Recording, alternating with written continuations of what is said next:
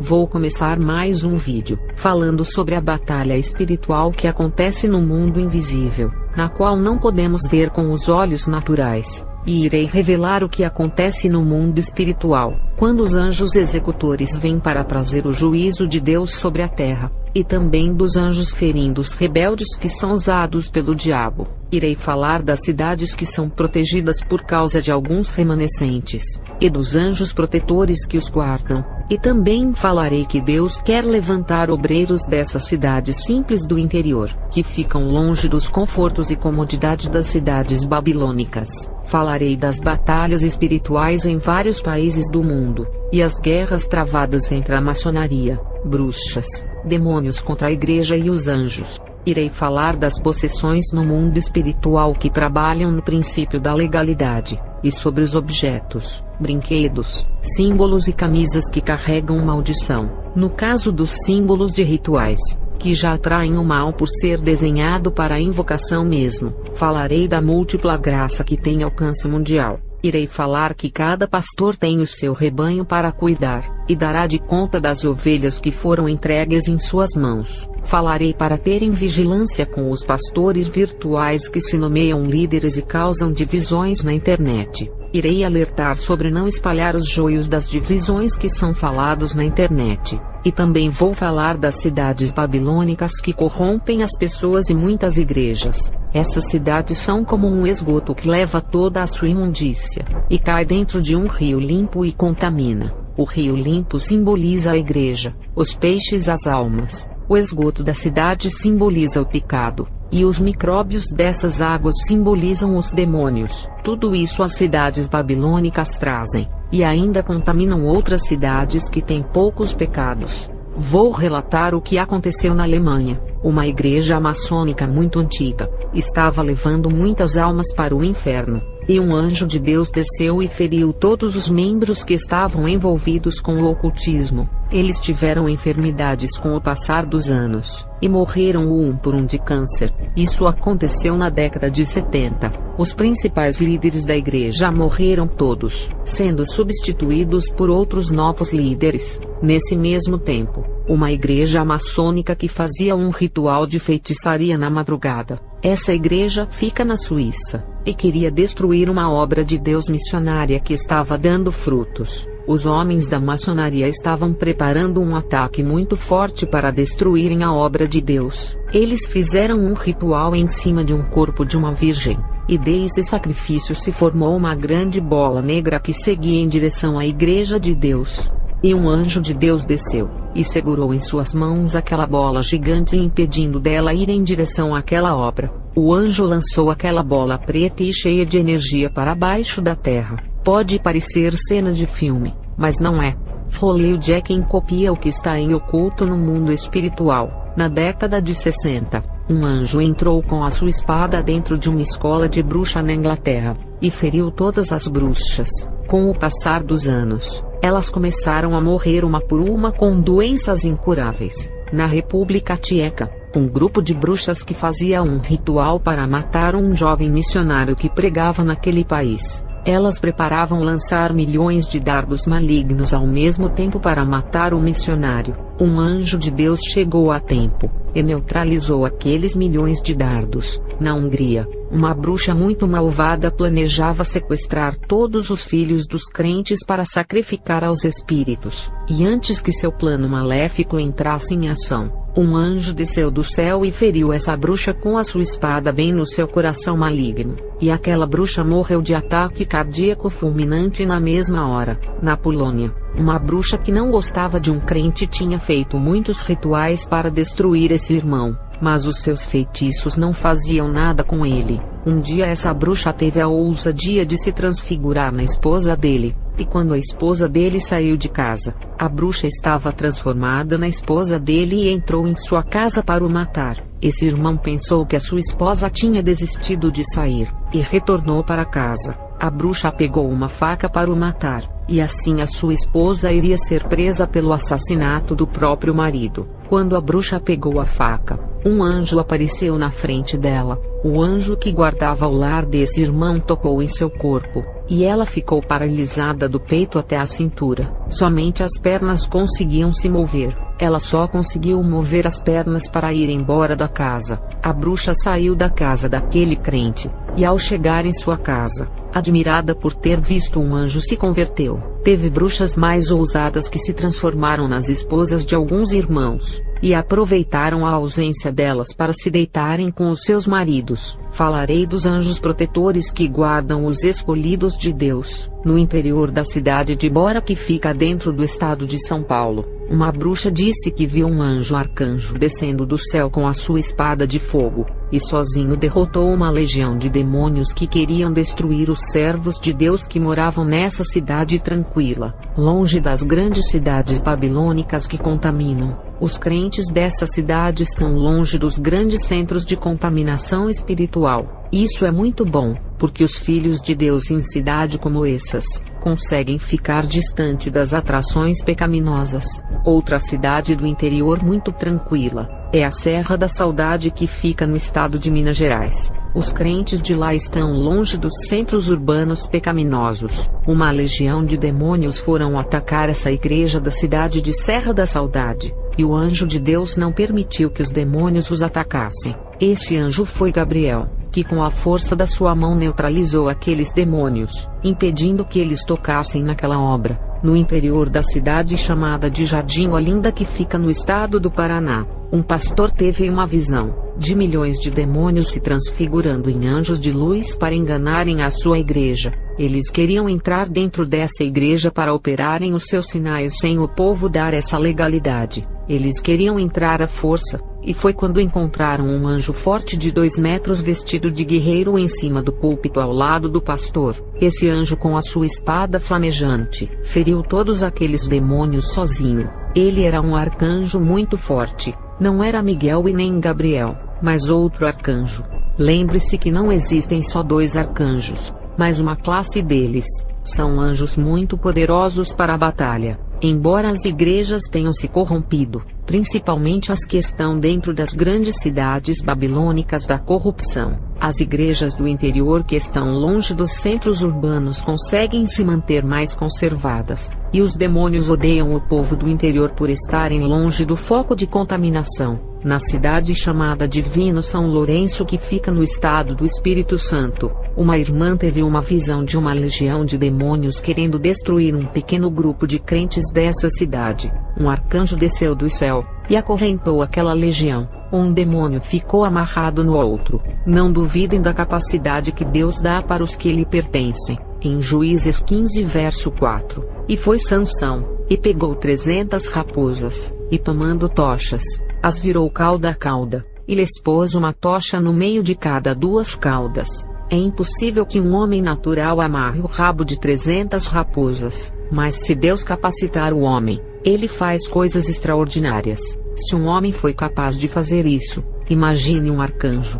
Voltando ao relato do anjo guerreiro, e aquele arcanjo devolveu toda a legião acorrentada ao inferno, e essa legião estavam todos transfigurados em crentes. Uns eram pastores, outros diáconos, outros missionários, e também havia mulheres obreiras e membras. Cada demônio havia se transformado em uma pessoa diferente, para enganarem aquele grupo de crentes. Mas aquele arcanjo levou todos eles neutralizados e acorrentados para baixo, no interior do Rio de Janeiro, em uma cidade chamada Macuca. A igreja estava orando, quando viram um demônio gigante parecendo o Tiranossauro Rex saindo da terra. Ele estava caminhando em direção para destruir uma igreja, e um anjo guerreiro desceu no meio do caminho, para impedir que esse demônio avançasse em direção àquele povo. O anjo guerreou contra aquele demônio dinossauro, que não prevaleceu, abrindo um buraco no chão e retornando ao inferno. Outra cidade do interior chamada Santiago do Sul,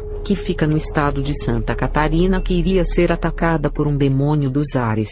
Esse demônio híbrido tinha o bico de pássaro, corpo parte grilo e parte humana, com grandes asas. Ele tentou lançar um ataque dos ares para acertar a igreja lá embaixo. Ele estava bem acima do teto da igreja no dia do culto. Um anjo desceu até os ares, e prendeu o seu corpo com um círculo de fogo, e aquele demônio fugiu. No interior de uma cidade chamada André da Rocha, que fica localizada no estado do Rio Grande do Sul, um demônio se transfigurou no anjo Gabriel, com o objetivo de possuir um pastor, para fazê-lo pregar a falsa doutrina, e para não corromper essa obra. O verdadeiro anjo Gabriel desceu do céu, e lutou contra aquele falso Gabriel, ferindo-o com a sua espada reluzente. O pastor não deu legalidade no mundo espiritual, mas mesmo assim, o falso Gabriel queria usar a boca daquele pastor, infringindo as leis do mundo espiritual que só aceita um demônio possuir alguém pela legalidade,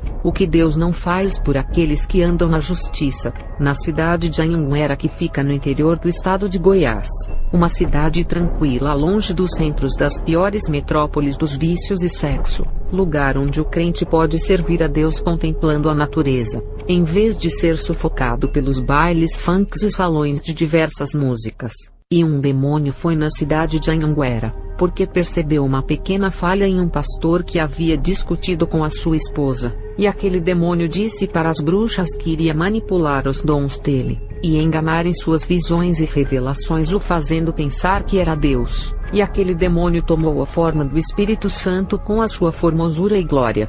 Mas ele não sabia que o pastor e sua esposa tinham pedido perdão um para o outro e se reconciliaram, e a legalidade que eles mesmos abriram no mundo espiritual tinha fechado. E quando o pastor estava indo para a igreja com a sua mulher e filhos, o demônio que tinha se transfigurado estava indo para a igreja a enganar o pastor. Mas do céu desceu um anjo que carregava uma grande bola, e prendeu aquele demônio dentro dessa bola de luz. E o anjo levou o demônio preso dentro daquela bola e o afundou no rio, mandando para as regiões espirituais que fica debaixo das águas. O demônio foi neutralizado e mandado para o seu lugar, porque é um espírito maligno das águas. Eu falo os nomes da cidade, mas não falo o nome de igrejas para não cair no partidarismo evangélico, dando exaltação para um tipo de povo, colocar nome de placas acima do nome de Jesus, depositar todos os créditos que Jesus operou em nome de denominação. Eu não faço. Falarei da graça maravilhosa que se expandiu pelo planeta inteiro. Muitos pastores partidaristas diminuem o tamanho dessa graça, dizendo que ela está somente presa em seu ministério. A graça é universal, e abrange os polos da terra, revirando os 4 cantos do globo. A graça não fica presa em apenas um povo, mas a partir desse povo, ela se expande além das fronteiras. E isso está além das placas de denominações, e atinge aos perdidos que estão em presídios ou presos nos vícios desse mundo. Eu vejo multidões de pessoas internadas em hospitais em estados terminais, sendo alcançadas por essa graça, e não são membros de nenhuma denominação. Essa é a prova de que a igreja não pode lhe salvar, mas a graça sim. O papel da igreja é orientar e ensinar, mas o de salvar é a graça. Pastores que dizem: a graça de Deus está aqui. Vocês não podem segurar a graça em suas mãos, por ser uma dádiva que foi oferecida ao mundo inteiro. Jesus não morreu apenas por um tipo de povo, nem tampouco pelo seu ministério que não existia na época dele. Quando Jesus morreu, nem igrejas existiam, para dizer que ele morreu por apenas aquela determinada igreja. Jesus morreu pelo mundo inteiro, e abriu os braços para todos na cruz, não apenas para alguns, para fazer a soberba crescer em pequenos grupos. E se tem alguém lhe julgando por não fazer parte do seu partido evangélico, ainda não existe juiz no mundo espiritual, porque ele nesse momento é o nosso advogado. Enquanto ele for o nosso advogado, não existirá juiz que lhe condene nesse mundo, porque ele irá defender nas suas fraquezas. Nem o diabo, que é o acusador das nossas almas, não tem êxito em suas acusações para com o povo de Deus. Cada pastor dará de conta das ovelhas que estão sobre o seu domínio. Já as ovelhas de outros pastos, não cabe a ele cuidar, e sim os seus líderes que têm que cuidar, e no juízo final, também dará de conta delas. Pastor que fica se envolvendo em questões de outras igrejas que não lhe pertencem, e que estão longe dos seus domínios. Cada pastor tem o seu rebanho, cada pastor tem o seu pasto para zelar. Nada de se envolver nos pastos que não lhe pertencem. Quando Jesus vier, Cada pastor dará de conta do seu pasto, não do pasto do outro pastor. No livro de Mateus 25, verso 14 ao 30, leia a parábola dos talentos. Cada um dará de conta daquilo que Deus colocou em suas mãos. Ninguém será responsabilizado pelas obras daquilo que o outro irmão está praticando. Se o pastor está roubando a igreja, isso é um problema dele com Deus, e será cobrado pelos seus atos quando falecer. Você tem que se preocupar com o seu ministério, porque é dele que prestará conta. Se uma ovelha se perder de um rebanho que não é seu, Deus não irá cobrar de você. Mas se uma ovelha se perder do rebanho que você está cuidando, Deus irá cobrar de você. Enquanto estiver se preocupando com o pasto dos outros, não está vigiando o seu, e as ovelhas do seu estão se perdendo e fugindo, porque a sua visão está voltada para o rebanho que não lhe pertence, e fica preocupado com a doutrina que o outro pastor está pregando e falando mal dele, enquanto está querendo cuidar da vida das pessoas do pasto dele. Satanás está semeando o joio dentro do seu ministério, e você está desapercebido. Os grupos estão se formando dentro da sua congregação, que você diz que é toda santa. Os inimigos que você pensou que seriam do ministério ao lado, estão dentro da sua denominação prontos para lhe derrubarem e dividirem a obra. Irei falar dos pastores de internet que não são pastores, mas se colocam como tais. Pastores virtuais que fazem canais para ensinar, mas não são pastores nem dos seus lares, nem pais de famílias exemplares são. Como querem ganhar o mundo se nem os da sua própria casa conseguem ganhar? A sua vocação não é de pastor. Não adianta a um que tem o chamado para ser um diácono, e quer pastorear na internet. Cooperador querendo ser mestre nas escrituras. Levita querendo se envolver em assuntos de outros ministérios falando mal. Cada um tem uma vocação naquilo a qual foi chamado por Deus. Cada membro recebeu um tipo de qualidade dada por Deus, mas muitos estão saindo de suas vocações, e se envolvem em áreas que não lhe cabem, não usam os dons que Deus lhe deu, e querem entrar em áreas que não entendem. Olha o tanto de pessoas que querem ser pastores na internet, rejeitando seus talentos, porque é moda ser um youtuber para ganhar inscritos, e começam a difamar as pessoas, acusando-as dos seus pecados pensando que isso é o evangelho. Não sabe discernir uma difamação da sã doutrina. As coisas quando são feitas para Deus, não é de qualquer jeito e nem com brincadeira, porque Ele irá cobrar. Não se envolva em assuntos da internet fazendo vídeos dando respostas. Hoje é o chamado de críticas e opiniões a respeito daquele irmão. O YouTube ainda irá superar a televisão, redes sociais e filmes da internet, na questão de levar o maior número de almas para o inferno. Você não poderá escapar do juízo de Deus. Cada postagem sua, seja na rede social de amizades ou no YouTube, serás julgado por elas. Cada vídeo falando mal das pessoas serão usados em sua condenação, e naquele grande dia não poderá dizer, eu não falei isso e nem aquilo.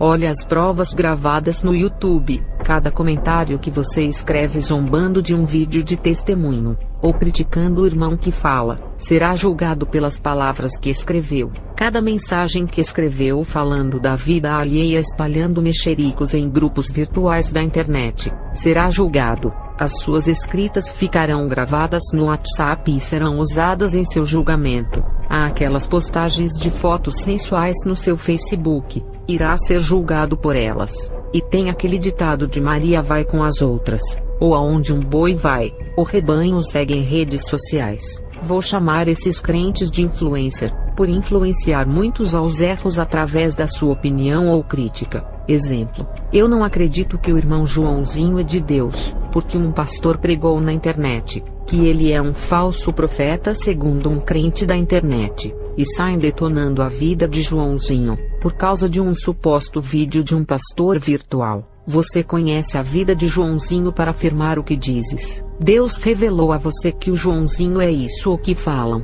Se isso não procedeu de Deus, e você fala do Joãozinho por causa de terceiros, você está correndo riscos de perder a sua salvação. Mas Deus revelou para esse pastor que Joãozinho é feiticeiro disfarçado de crente.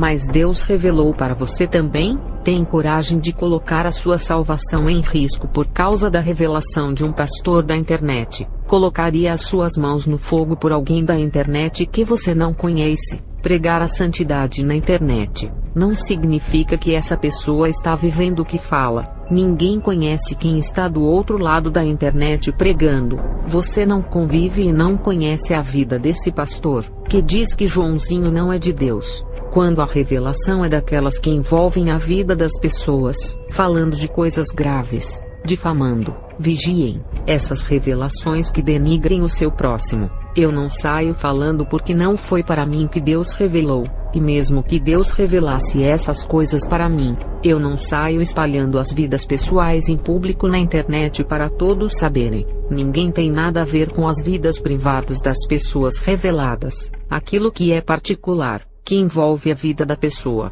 é entre ela e Deus. Se fosse para espalhar os pecados ocultos das pessoas, o próprio Deus revelaria para a igreja inteira saber. Mas se ele revelou apenas para um vaso falar, é porque não quer que a mensagem seja espalhada aos ouvidos. Tem mensagens na igreja que não é para ser falada a toda a congregação. Eu não espalho revelação de ninguém da igreja, a qual não tenho certeza se é de Deus ou da carne. Teve uma irmã que disse a mim, que Deus revelou a ela sobre a vida de um presbítero, que ele estava traindo a sua esposa e dirigia uma igreja em pecado. Ela ficou feliz ao receber essa revelação, e me falava toda empolgada, e ainda disse: ore a Deus, irmã Helena, e ele irá revelar a mesma coisa a você.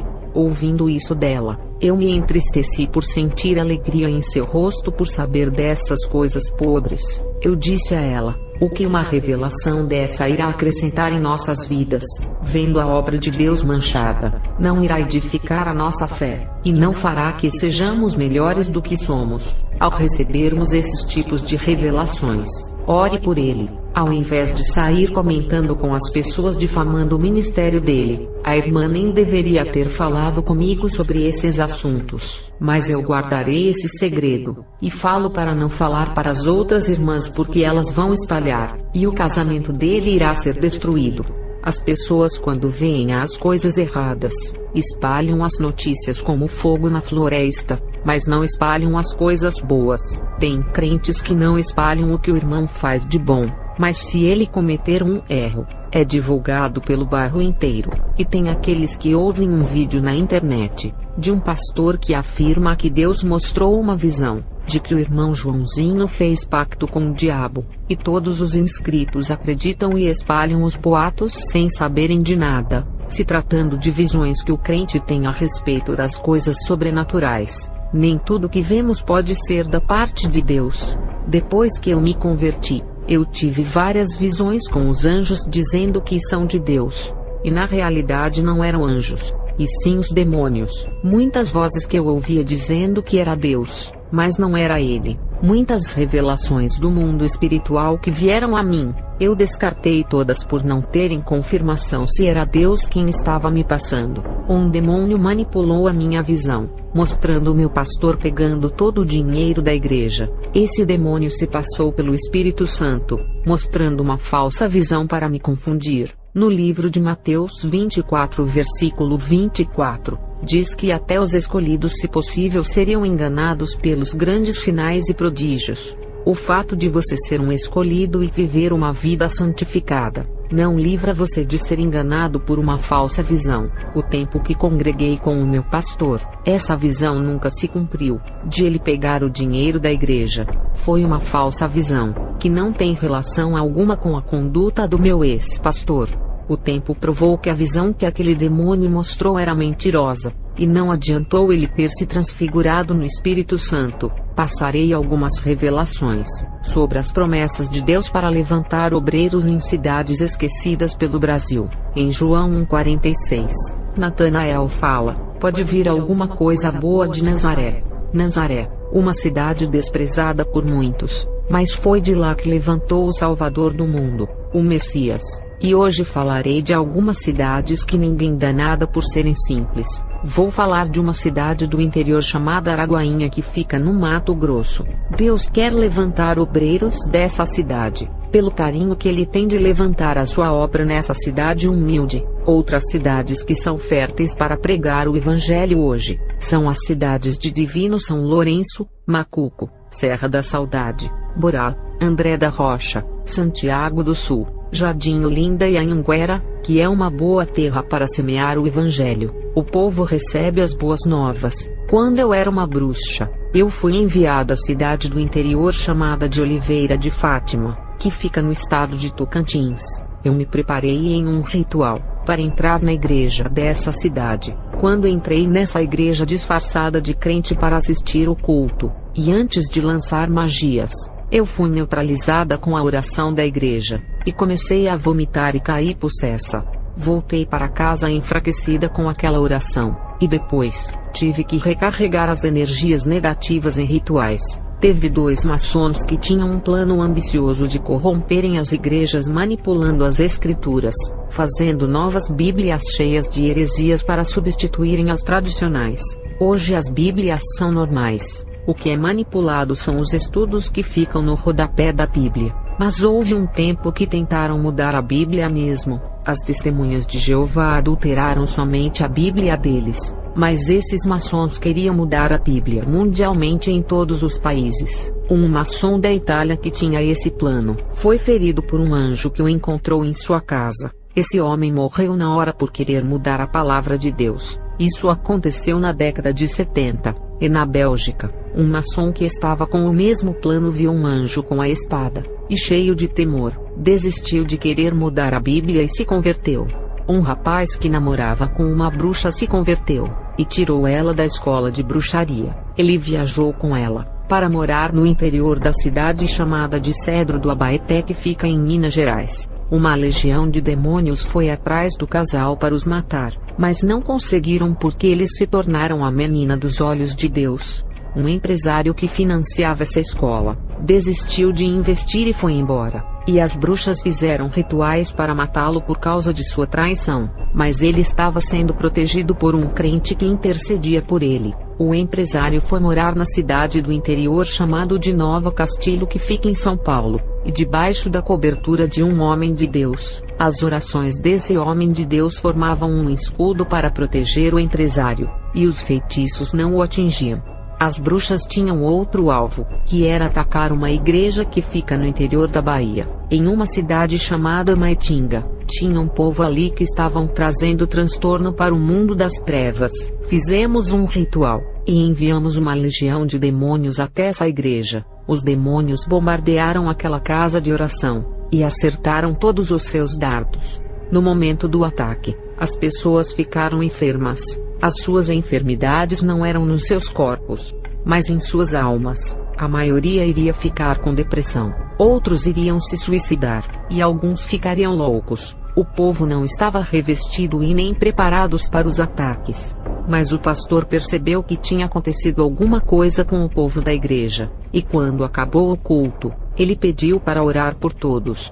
E segundo ele, ao colocar as mãos para orar pelo povo, ele disse que viu de dentro delas saírem pregos pretos que caíam ao chão e derreteram parecendo uma gosma. E o Senhor Deus falava assim: estou tirando todos os dardos malignos de suas almas, e limpando os seus interiores para não ficarem enfermas com qualquer tipo de doenças que afetam o emocional e psicológico. As suas orações vão curar o povo de suas almas, mas diga para eles orarem.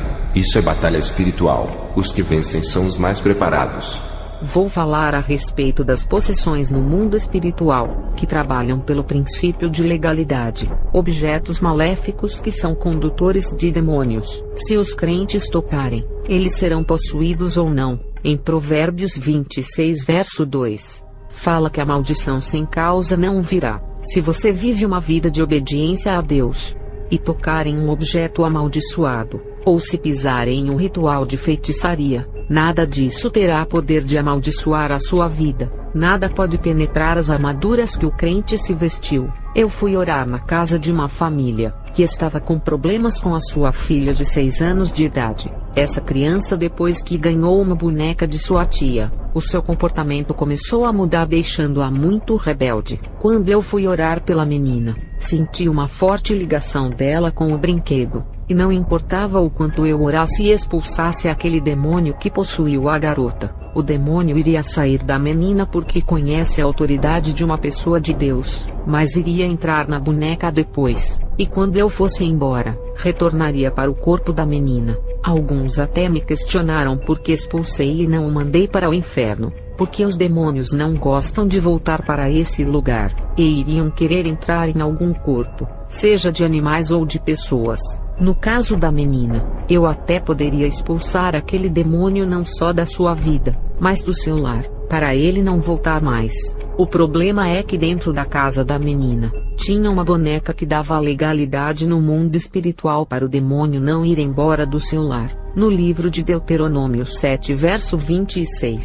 Não levarás coisa alguma que seja abominável ao Senhor para dentro de sua casa, para que não seja amaldiçoado por ela. Aquela boneca tinha uma ligação com o inferno, por causa do pacto que o dono fez para vender mais. E a única solução foi a menina desfazer daquela maldição. Os seus pais queimaram a boneca, e a menina ficou livre da possessão. O ligamento espiritual foi quebrado. A menina tinha sido possuída através da boneca, mas poderia ser um objeto de madeira, ferro, não importa a estrutura do que é feito o material, e nem a sua forma. Quando empresas do ocultismo querem vender, eles oferecem os seus produtos ao diabo para lucrarem. Pode ser até uma tecnologia que você comprou. No livro de Provérbios 3 verso 33.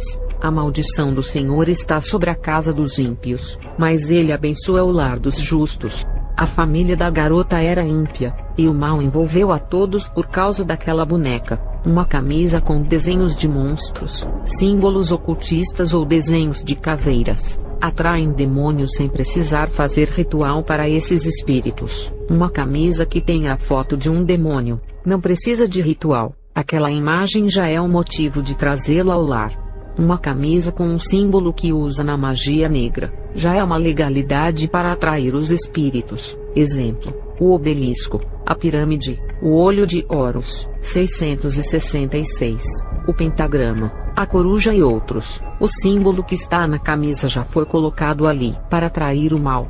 Os espíritos, quando veem esses símbolos, já são atraídos como se fosse um ritual sendo oferecido. Um crente que é obediente a Deus, ao tocar em qualquer material ou objeto de maldição, nada acontecerá com ele. Quando eu peguei naquela boneca, senti vibrações de energia negativa querendo entrar em mim, mas a luz que contornava o meu corpo proibia de o mal entrar. A Bíblia diz que temos que nos revestirmos das armaduras de Deus, para sermos protegidos no mundo espiritual. Se não estivermos vestidos com armaduras completas, e tiver faltando alguma parte da armadura, o corpo fica descoberto e o inimigo ataca a parte mais fraca que ficou exposta. Não vou dizer que um crente que está revestido das armaduras de Deus seja possuído por um demônio, porque não protegeu o seu coração com a couraça da justiça, que fala em Efésios 6 versículo 14. O demônio não poderá possuir ele, porque está revestido das armaduras de Deus.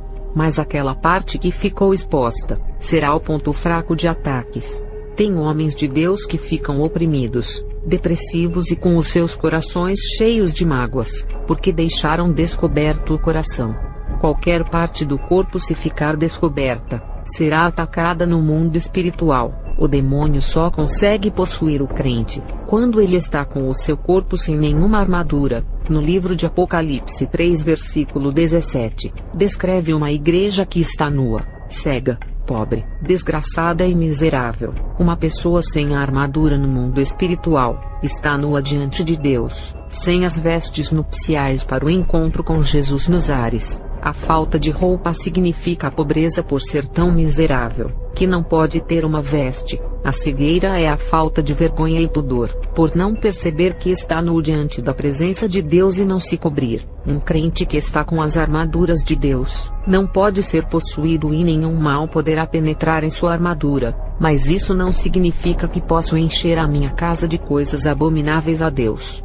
Eu tinha um quadro em minha casa de uma pintura. Comprei esse quadro depois que me converti. Um quadro com um simples desenho, e orando a Deus, Ele abriu os meus olhos espirituais, fazendo eu ver muitos demônios saindo de dentro daquela imagem. Os demônios ficaram dentro do meu lar através do quadro, e não conseguiram entrar em mim por eu estar com as armaduras de Deus. Mas o fato de eles não entrarem, isso não impediu de eles me perturbarem, derrubando objetos no chão, barulho de pisadas, portas do armário batendo. Ouvia vozes e muitas aparições, e mesmo que me questionem, eu sendo uma mulher temente ao Deus vivo, e ainda eu orando, como pode isso ser possível? É o chamado de princípio da legalidade espiritual. Aquele quadro dava acesso para os demônios fazerem tudo aquilo. Eu orava forte expulsando-os do meu lar. Eles conheciam a minha autoridade que tenho no mundo espiritual, indo embora, e no outro dia eles voltavam. E o pior aconteceu. Quando começaram a habitar dentro do meu lar, esses espíritos começaram a influenciar toda a minha família que ainda não eram convertidos. O meu filho várias vezes foi possuído. Eu expulsava os demônios dele, mas o quadro amaldiçoado sempre os trazia de volta. Os demônios não podiam me atingir. Usaram o meu esposo para me humilhar e me trair com outra mulher. Eu era nova convertida e cheia de fé. Pensei que mesmo vendo aquela multidão de demônios saindo do quadro, pensei que venceria com orações, porque agora servia ao Deus poderoso. Mas no mundo espiritual, não funciona da maneira que pensamos, mas da maneira como ele é. Aquele quadro ligava o meu lar com aquela multidão de demônios. Se eu quisesse vencê-los, teria que cortar o ligamento do meu lar com aqueles demônios, e tirar o instrumento que alimentava a força dessa classe de demônios. A energia que dava acesso para eles entrarem e trabalharem dentro do meu lar tinha que ser cortada. As orações não adiantam se não renunciar à maldição que está na sua casa. Trazer coisas abomináveis para o seu lar sendo um servo de Deus não irá prejudicar você, mas se a sua família não for convertida, ela ficará debaixo de maldição, e a culpa será sua, porque qualquer objeto maléfico atrai demônios. Pode ser um simples amuleto, um crucifixo ou outra coisa, e aquele quadro eu queimei no fogo, e o portal de entrada foi fechado. Quando se tem pessoas da família que não são convertidas, os seus corpos espirituais ficam abertos, e os demônios entram nessas aberturas espirituais, que eles mesmos encontram na vida de quem está no diante de Deus. E se não for nenhum objeto maligno, e se for algum aparelho eletrônico, a tecnologia que por sua natureza já traz a essência do mal para dentro dos lares, não importa o quanto você venha se revestir das armaduras de Deus, os seus olhos sempre vão ser pequenas portas de entradas onde o mal irá entrar, e temos que vigiar com aquilo que vemos. Já objetos malignos não contaminam através dos olhos iguais aos filmes, mas carregam demônios neles por serem instrumentos de armazenamento do mal, condutores de tudo que é negativo. São transportadores de demônios para os lares. Os espíritos desses objetos não podem infiltrar nas armaduras de um crente revestido ao tocá-lo, mas se levar para sua casa, os espíritos do objeto irão morar no seu lar, mesmo que não tenham acesso à sua vida. Quando você carrega um objeto consagrado pelas forças das trevas para seu lar, você está abrindo uma legalidade para eles morarem em sua casa. Irei falar das grandes cidades babilônicas que contaminam as pessoas. Igreja, não aceite os deuses babilônicos dessas cidades que são o sexo, as mulheres sedutoras, várias formas de pecados, bem materiais ilícitos, a política corrupta para quem deseja se candidatar, e o dinheiro da corrupção e suborno. Tudo isso vai ficar na terra quando Jesus vier, e o anticristo chegar. Quando eu passei por Hollywood para conhecer essa cidade, eu nunca tinha visto tantos demônios de vários modelos, formas e espécies. Ali está o ninho deles.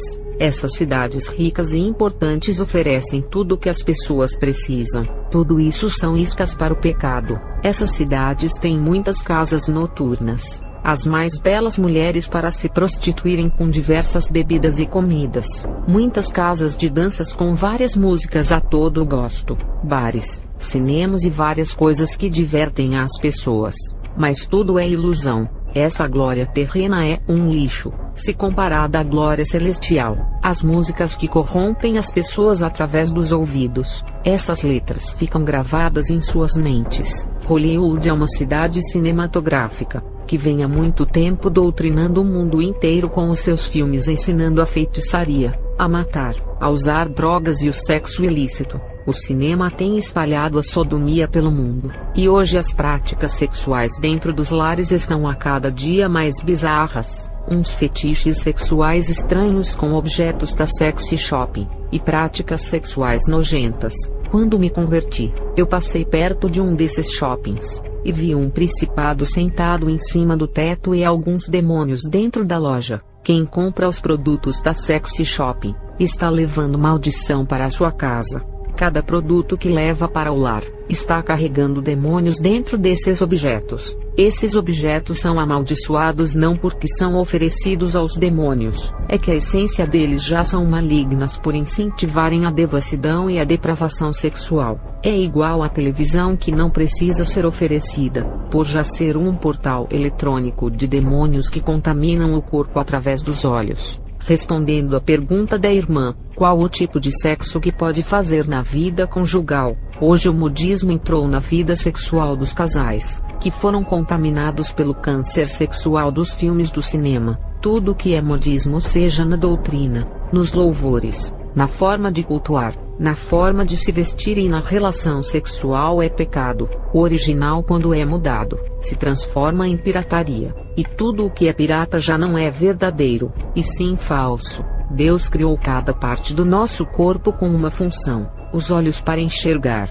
os ouvidos para escutar, a boca para se alimentar, beijar o esposo, e a língua para proclamar o evangelho e não para praticar sexo oral. Deus criou as nádegas para excretar para fora, e não para praticar sexo anal. Deus criou para o sexo, os órgãos genitais para a procriação e relacionamento amoroso, órgão genital masculino com órgão genital feminino para o nascimento de uma vida, e não o órgão genital masculino com outra parte do corpo da mulher. Exemplo, o ânus, a boca. Isso é nojento e imundo para a carne, e também mancha a alma e o espírito. A alma fica cheia de desejos pecaminosos e contraria à palavra, o que causa sujeira na vida espiritual. O órgão genital feminino não foi criado para ser introduzido objetos sexuais. As cidades babilônias contaminam as pessoas. Tudo isso é normal, mas antigamente há 100 anos atrás eram práticas estranhas.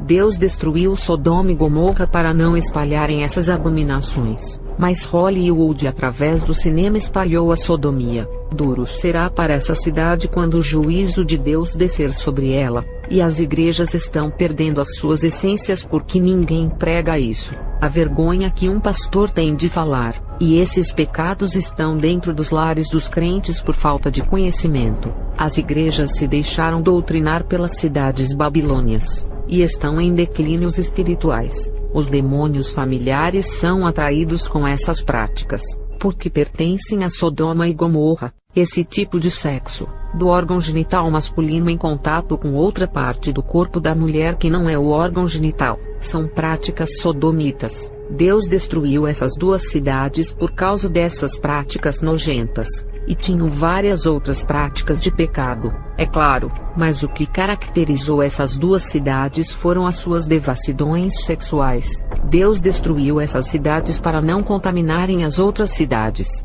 e hoje, as grandes cidades que são piores que Sodoma e Gomorra estão contaminando o mundo. Sodoma e Gomorra tinham todos os defeitos, mas as mulheres não andavam seminuas, com shorts que aparecem uma parte das nádegas iguais tem nas cidades brasileiras. Hoje está pior que Sodoma e Gomorra. Como estamos na graça, Deus está poupando, mas se fosse antes da graça, Deus teria tocado fogo no mundo inteiro. Imagina como Deus está irado com o mundo hoje. Mas quando vier o seu juízo para a terra, será pior do que aconteceu com Sodoma e Gomorra, homens com homens e mulheres com mulheres, tudo fora da natureza que Deus criou. Não é só isso que é fora do natural. Homens casados com mulheres podem viver uma vida fora da natureza na parte sexual. Homens querendo ter relacionamento com as mulheres da forma que não é natural, fazendo elas prostitutas iguais dos filmes pornográficos, ou iguais às prostitutas das casas noturnas. Várias modas sexuais que Deus não criou para as pessoas que são a sua imagem e semelhança. Se na Bíblia não autoriza essas coisas e Deus não inventou isso, Então quem inventou essa moda foi Satanás. 2 Pedro 2 verso 12. Mas estes, como animais irracionais que seguem a natureza, feitos para serem presos e mortos blasfemando do que não entendem, perecerão na sua corrupção. Essas pessoas agem como animais irracionais, e são corrompidas por sua própria corrupção. Exemplo: um cachorro ao ver uma cachorra, ele faz o chamado sexo oral antes de se procriarem. Isso é o instinto natural dos animais.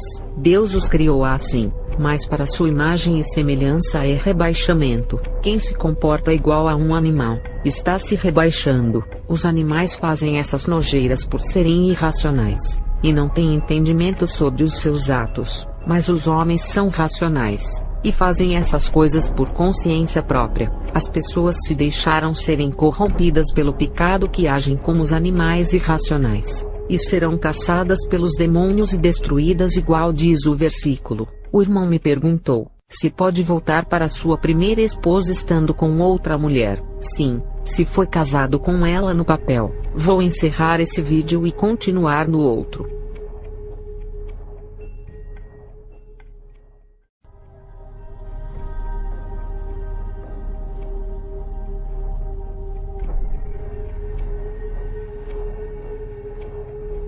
Estou começando mais um vídeo. Falarei da batalha espiritual e controle territorial, sobre os prisioneiros das trevas se transformando